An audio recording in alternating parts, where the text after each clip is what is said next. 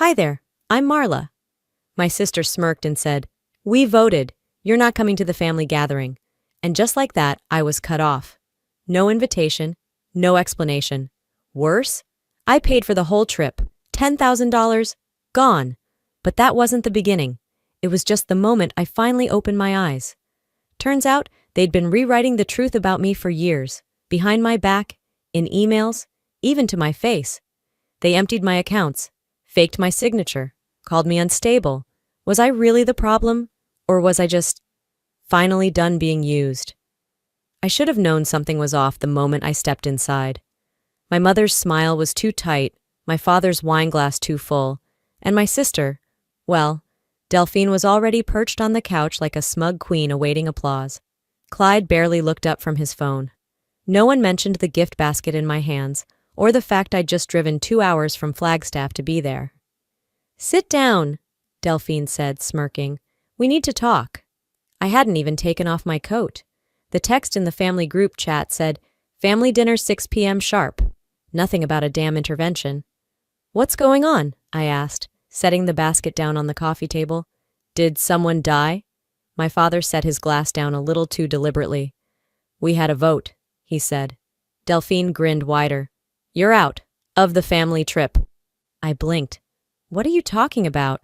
"You're not coming to Sedona next month," she replied. "We think it's for the best," my mother chimed in, not meeting my eyes. "It's about the group dynamic, Marla. You're always tense. Last year, you embarrassed all of us yelling at that waitress over the tip." "They charged us double," I said, trying to stay calm. "You're welcome for noticing."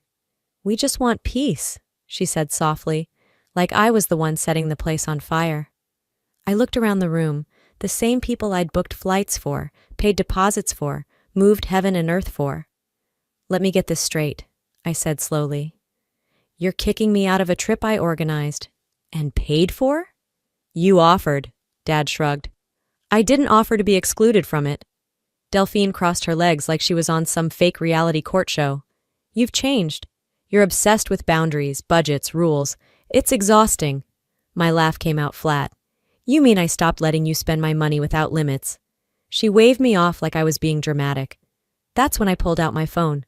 "What are you doing?" my mom asked, her tone suddenly sharp. "Ending the party," I said, scrolling. "You'll want to check your phones in a minute." Delphine's phone buzzed, then Dad's. "What did you do?" she hissed. "I canceled the travel card. You know, the one linked to all your tickets, hotels, and that villa with the infinity pool you just had to have." "You can't do that." I looked her dead in the eye. "I just did." Clyde finally looked up, blinking like someone coming out of a fog. "But the trip's in 3 weeks." "Then you better start crowdfunding. You're all about manifesting abundance, right?" My mother's voice cracked. "Don't make this ugly, Marla." "Oh, it already is." I grabbed my keys, turned, and walked out the door. They sat there stunned, still in their designer chairs, wine glasses trembling, watching their Tuscany dream dissolve in real time. By the time I got home, the silence was deafening. Not the peaceful kind. The kind that wraps around your ribs and presses until you can't breathe right. I dropped my keys on the counter and went straight to my desk. I didn't even take off my shoes. I opened my laptop and pulled up the joint financial account I'd used for the trip. I wasn't looking to torture myself. I just needed clarity, needed to see the numbers. And there it was. A transaction I didn't recognize. $3,000 withdrawn from the college fund, the one I started for Delphine's daughter back when she was still calling me the best aunt ever. The description read, "Wellness Experience, Sedona, Arizona." I stared at the screen, my hands frozen over the keyboard. She used her own daughter's future as a luxury spa piggy bank. And she used my name to do it. I should have seen this coming, should have realized sooner. But the twisted part? That wasn't even the worst discovery of the morning. I decided to finally deal with the DMV. I'd been meaning to update my vehicle registration. I clicked through the forms, entered my VIN, and waited. Then it popped up. Co-owner, Lorraine Bittner. My mother. My throat tightened. I remembered the day she offered to help me get the car, told me she had better credit, that we'd just get it done quicker if she co-signed. I believed her. I'd been driving that car for years thinking it was mine. Turns out, she still held the keys. I closed the laptop gently, like slamming it would somehow make this worse. Then I sat there, staring at the wall, while memories started lining up like ghosts at a funeral. Every time she said, "I'm doing this for your own good." Every time she said, "You need me." Every time Delphine said, "You're too uptight," right after maxing out my card. It wasn't love. It was leverage. They didn't want me in the trip because I started saying no, because I stopped being easy to manipulate. They didn't just vote me out of Sedona. They'd been voting me out of my own life for years. I didn't sleep much that weekend. My apartment was too quiet, the kind of silence that doesn't soothe. It accuses. I spent most of Saturday on autopilot, cleaning a spotless kitchen, rereading emails that didn't need answering. By Sunday evening, I thought the worst was over. I was wrong. The notification came just after dinner, a message from Aunt Verna. "You should see this." I clicked without thinking. It was a forwarded email, sent by my mother, to every living relative who still shared our last name. The subject line? "Regarding Marla." My stomach dropped. She didn't just vent, she curated a hit piece. "Marla's been struggling with emotional regulation for years. We've tried to support her, but it's clear she needs space and professional help. We love her, but sometimes love means distance." There was more. Hints that I had abandoned the family. Accusations I was unstable. She even included a screenshot of an old private text I sent her during a breakdown years ago. Out of context. Weaponized. I stared at the screen so long my eyes burned. It wasn't just betrayal. It was erasure. She wasn't angry. She was strategic. They weren't just isolating me. They were rewriting who I was. I stood up, walked to the window, trying to ground myself in the streetlights below. But memories I hadn't asked for started bubbling up.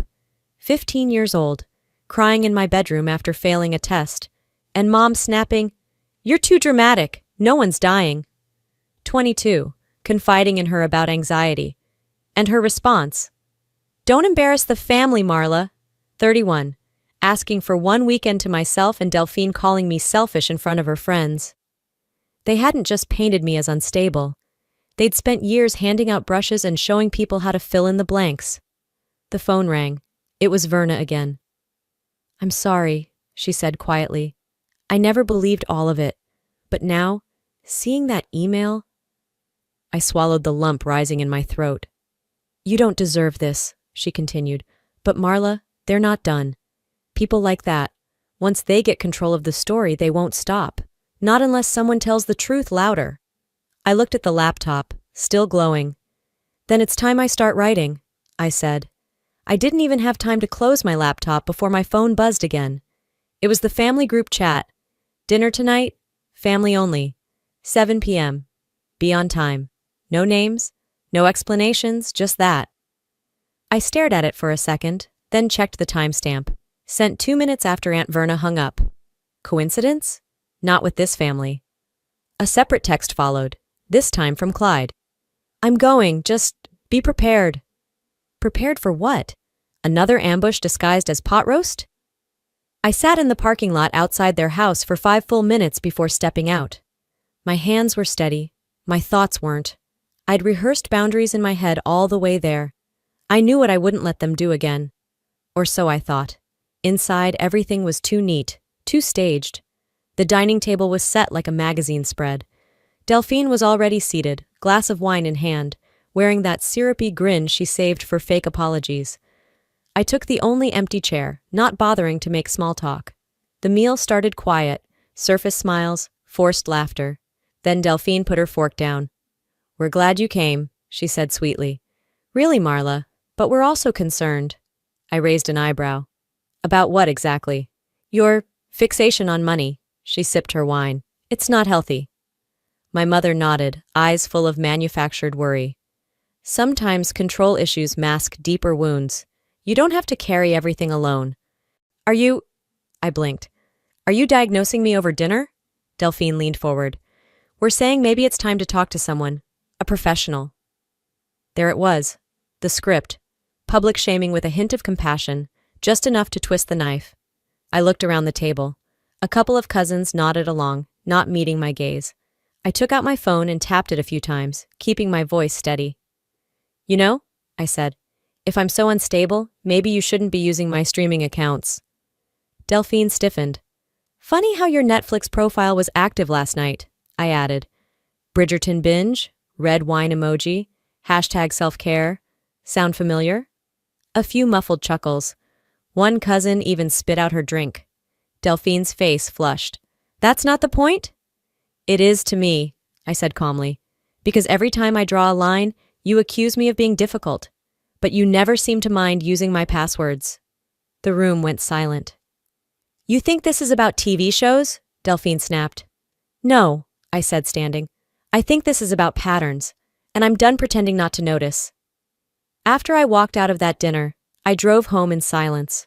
No music, no calls, just the low hum of tires on asphalt and the sound of my thoughts rearranging themselves. I got home a little after 10. I showered, made tea, and slipped into bed, thinking maybe, just maybe, that mess was behind me. It wasn't. Around midnight, my phone buzzed again. A text from Layla, one of my coworkers. She never messaged this late. Her text was short. Hey, is this real? Attached was a link. I clicked. It was a GoFundMe campaign titled, Healing After Family Trauma, Help Delphine Start Fresh, created by Lorraine Bittner, my mother. The description, a carefully crafted fiction. After years of emotional abuse and financial abandonment by her sister Marla, Delphine is rebuilding her life. Every dollar helps her recover from the pain. I sat up slowly, staring at the screen like it might vanish if I blinked hard enough. Hundreds of dollars already raised. Donations from people I hadn't spoken to since high school. Comments like, "We love you, Delphine. Stay strong." Marla was always cold. This confirms it. I didn't cry. I laughed. That sharp, bitter kind of laugh that scrapes your throat on the way out. They didn't just go public, they went viral. My fingers moved on instinct. I took screenshots, every line, every lie. I saved the donation list, the timestamps, the share counts. Then I opened my email. Subject, cease and desist. To Lorraine Bittner. Body, take the fundraiser down within 24 hours. I have full documentation. Screenshots, transaction logs, your account activity. Next move is mine. And it won't be private. I hit send, leaned back, and let the silence settle. I'd tried boundaries. I'd tried grace. Now I was done trying. By sunrise, the air outside still clung to desert chill, but my skin felt flushed from everything boiling underneath. I opened the front door to grab the mail, expecting junk flyers and overdue coupons. What I got was a thick manila envelope with no return address, only the crisp, sterile stamp of a law firm. I tore it open in my kitchen. Inside, a formal letter from a firm representing Lorraine and Delphine. The words were ridiculous enough to read like satire. Unjust disruption of travel arrangements, financial harm, emotional distress.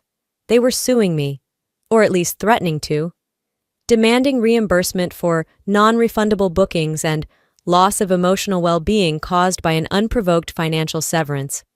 I actually laughed, out loud, alone in my apartment. But then I did what I always do when I'm cornered. I sat down and opened my bank app. Something told me this wasn't the end of it. And I was right. There it was. An $8,000 loan processed under my name. I hadn't applied for any credit increase or personal line in years. I clicked through the transaction log. Date of application? 2 weeks ago. Signature? Mine. Digitally forged. IP address? Not mine. Scottsdale. Delphine's apartment complex. She didn't just use me. She impersonated me. This wasn't pettiness anymore. This was a felony. By 9 a.m., I was seated in a leather chair across from a real attorney, someone who didn't care about family drama, only facts and fraud. I laid it all out. The GoFundMe lies, the lawsuit threat, and now the forged loan. She flipped through the printouts, calm as stone. Then she said, "This isn't just unethical, it's criminal." And just like that, the narrative flipped. Not the black sheep, not the overreacting sister, not the emotional daughter. I was a plaintiff with evidence. As I left the office, I pulled out my phone and typed a message. To Delphine message. You should check your notifications. They won't be from Instagram this time. Friday came like the calm before a thunderstorm, the kind of quiet where even the wind seemed to hesitate. At exactly 6:30, I pulled up to my parents' house again. This time, not as a daughter, not as a guest. I was here to present evidence. The message had said, "Family dinner, one last chance to settle this civilly." But judging by the pristine table setup and the neutral party seated next to my mother, Dad's old friend Alan, a retired lawyer, I knew it wasn't dinner. It was theater. Lorraine greeted me with a sugar-coated smile, as if none of this had happened. "We're just here to clear the air, sweetheart." Delphine barely looked up from her laptop, fingers flying over the keyboard. Clyde sat stiffly at the far end, eyes glued to his water glass. I didn't sit. Instead, I calmly placed my iPad on the sideboard and connected it to the living room TV. No one spoke as the first slide appeared. A screenshot of the GoFundMe dashboard, then IP address logs, Lorraine's router linked to the fundraiser setup, then my bank's login activity timestamped to Delphine's address.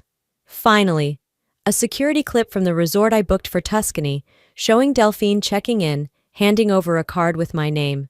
I turned to face them. "You lied, you used me, and then you tried to erase me." Lorraine opened her mouth, but Clyde stood up first. "She's not wrong," he said. "I knew. About the cards, the fundraiser, all of it." Silence. "She told me if I said anything, I'd be written out of the will." I looked at him, not with anger but understanding. "And now I know who you are." Delphine slammed her laptop shut. "You ungrateful freak. Is this what you wanted? To humiliate us?" I didn't flinch. "No, I wanted peace. But you don't leave people like me in peace. So I chose justice." Saturday morning, I woke up before the sun. The house was quiet, but my mind wasn't. The weight of everything, the dinner, the confessions, the betrayal, sat on my chest like a stone. I made coffee, not out of habit but ceremony. Today was the day I burned the bridge, not out of anger, but to make sure no one else could cross it back to me. I started with the practical, called the bank, filed the final fraud report. The woman on the other end said, "I'm so sorry this happened to you." I almost cried just hearing a stranger believe me. Then I called the travel agency, told them to remove any and all family-linked profiles from the master account. Then came the rest. Insurance, streaming, vehicle registration, everything they touched, I cut off. Clyde got one text from me, just one line. "I wish you'd chosen better. Don't contact me again." I stared at the screen for a moment, then hit send. By mid-morning, I was loading boxes into my trunk. Photo albums, legal documents, keepsakes, things that mattered. Everything else could stay behind. I drove across town to a small real estate office and signed a lease for a one-bedroom unit in Flagstaff. The rent was higher than I wanted, the walls were beige, and the view overlooked a parking lot. But the keys were mine, just mine. As I pulled into a storage unit lot later that afternoon, I opened the family group chat one last time, scrolled past months of emojis, guilt trips, sarcastic digs. Then I hit leave conversation. I smiled. Not out of revenge, out of relief. That evening, as I unpacked kitchen utensils in my new space, an email pinged. Lorraine, subject, "Let's not end this like strangers." The message was short, manipulative in its warmth. "Please don't let this destroy everything. You know we love you." Attached was a scan of a personal check, $10,000. I stared at it, then printed it out, flipped it over, signed the back in bold black ink, void, and below that I wrote, "You don't buy forgiveness, you earn it." I mailed it back first thing the next morning. The envelope slid from my fingers into the mailbox with a soft thud, and with it, the last thread tying me to them. 3 weeks passed.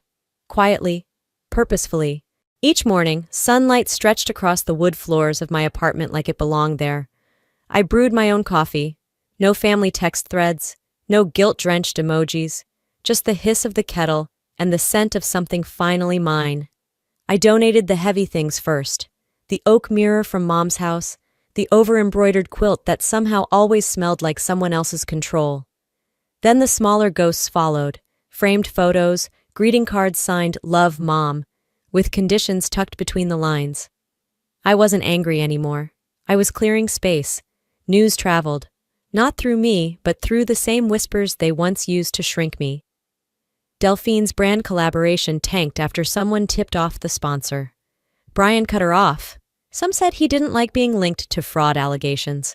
Aunts stopped attending Lorraine's brunches. One even unfollowed her on Facebook. Small things. But they stacked up like truth finally finding its footing. Clyde emailed me a week ago. It was long, remorseful, filled with confessions and regret. "You were right," he wrote. "I was afraid. I let them scare me into silence, and I hurt you for it." I didn't reply. Not out of spite. I just didn't owe him a reply. Last Thursday, I stopped by a local bookstore cafe to grab a journal. As I waited for my order, a woman approached me. A baby balanced on her hip. "Excuse me," she said. "Are you Marla Shipman?" I nodded, uncertain. "My sister. You helped her once, years ago, with rent.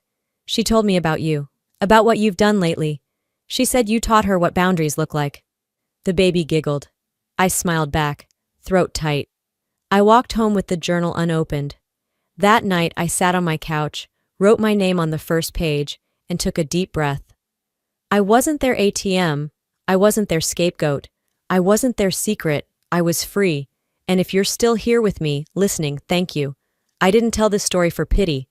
I told it because someone out there needs to hear it.